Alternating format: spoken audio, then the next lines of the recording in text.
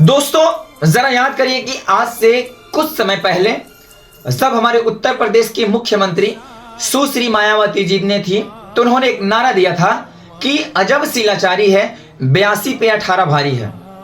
और आज उनकी कही हुई बात साफ सही शब्दों में झलक रही है। हेलो दोस्तों, नमस्कार, आप सभी का स्वागत है डिफेंस न्यूज पे और मैं हूं आपका भाई के कश्यप। दोस्तों, आप सबको पता है कि अभी वर्तमान समय में पूरे भारत में यूजीसी को लेकर के काफी भगदड़ मचे हैं।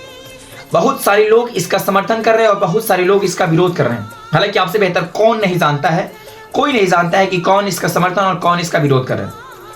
मोदी सरकार का मानना यह है कि यूजीसी अगर लागू होता है तो हर व्यक्ति से जो भेदभाव की जो प्रक्रिया थी, जो छुआछूत की प्रक्रिया थी, लिंग के आधार पे, जाति के आधार पे, ये जो सारी चीजें थी वो समाप्त हो जाएगी। और निशाना भी मोदी सरकार ने उन्हीं स्थान पे को चुना है जहां से ये स्टार्ट होता था, यानी कि विश्वविद्यालय, महाविद्यालय, बड़े बड़े यूनिवर्सिटियों में जहां पे हायर एजुकेशन लड़के प्राप्त करते हैं, वहां से इन्होंने शुरुआत करी है। हालांकि यूजीसी में केवल एक ही कानून है, डिस्क्रिमिनेशन को हटाना। बहुत सारे हैं, लेकिन सबसे हाईलाइटेड मुद्दा यही है कि भारत से डिस्क्रिमिनेशन को हटा दिया जाए, यानी वे स्थान से, उस स्थान से डिस्क्रिमिनेशन को हटा दिया जाए जहां से ये पनपते हैं। लेकिन बहुत सारे लोग इस चीज का विरोध कर रहे हैं, बहुत सारे लोग इसका समर्थन कर रहे हैं। आपको बता दें कि उन्हीं लोगों का मानना यह है कि अगर भारत में यूजीसी लागू होता है तो वे हाथ कभी हमको सलाम नहीं करेगी जो हमको सलाम करती है। वे व्यक्ति हमको कभी रिस्पेक्ट से बात नहीं करेगा, कभी हमको इज्जत नहीं देगा जो पहले से देता आ रहा है। यानी साफ साफ झलक रहा है कि डिस्क्रिमिनेशन करना है उन लोगों को जो इसका विरोध कर रहे हैं, समर्थन कर रहे हैं।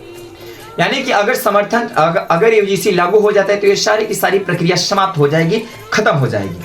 लेकिन मोदी सरकार है इस पे, अभी इसका जो मामला है हाई कोर्ट तक पहुंच गया है। एक बार फिर से बताते हैं कि यानी 82 पे 18 की बात मोदी सरकार सुन रही है और उसकी सुनवाई लगभग हाई कोर्ट में पहुंच गई है। लेकिन समय आने में अब सबको पता चलेगा कि यूजीसी लागू है या नहीं। आपको बता दें कि यूजीसी लागू होना जरूरी है या नहीं। अगर होता है तो पूरे भारत से, यानी उस स्थान से डिस्क्रिमिनेशन, भेदभाव समाप्त हो जाएगा जहां से ये पनपते हैं। अगर नहीं समाप्त होता है, अगर यूजीसी लागू होता है, अगर नहीं होता है तो ये परंपरा चलती ही रहेगी। आपकी क्या राय है यूजीसी को लेकर के? आप इसका समर्थन कर रहे हैं या फिर विरोध हो रहे हैं? हो सकता है कि यूजीसी में बहुत सारे कानून हो, लेकिन सबसे हाईलाइटेड मुद्दा इसी को बनाया गया है। एक बात और मैं बताना चाहूंगा कि अभी मोदी सरकार, यानी कि पहली दफा 1956 में यूजीसी की शुरुआत हुई थी, लेकिन 2026 के शुरुआत यानी 15 जनवरी को ये लागू किया गया है। आपको बता दें इसके पहले बड़े बड़े महाविद्यालय में, विश्वविद्यालय में बहुत सारे ऐसे बच्चे होंगे जो डिस्क्रिमिनेशन का शिकार होकर के, भेदभाव के शिकार होकर के उन्होंने अपने करियर को समाप्त कर दी हो। यह हो सकता है कि इसी के आधार पे या इसी के कारण उन्होंने सुसाइड कर ली हो, या फिर और भी तकनीकें कही जा सकती है।